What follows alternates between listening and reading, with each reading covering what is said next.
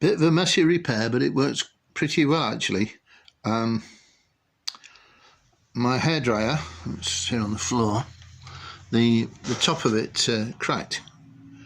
I don't know how it got cracked anyway, but basically I found that the top of the directions, it doesn't have to be midnight blue. That is a very good blue, by the way, if you want really blue hair. It is temporary, but it goes very strikingly blue, even on if the hair's slightly golden.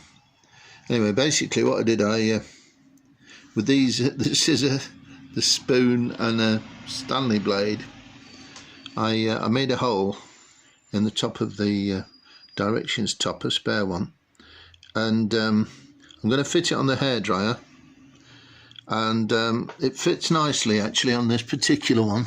This model, probably a bit out of date now, but it's a good hairdryer. And the thing is,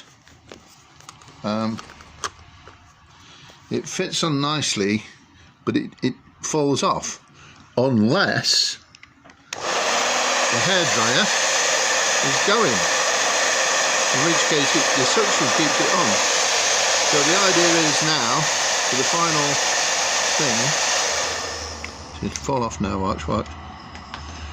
Oh, I've lost it now. But the final thing is, I don't know whether the hairdryer entirely improves, but basically the idea now is to blue tack it on, because it doesn't have to come off that off. It doesn't have to come off the end of the hairdryer that often, and it'll stay in place, and the hairdryer will keep it on because of the suction when it's been used.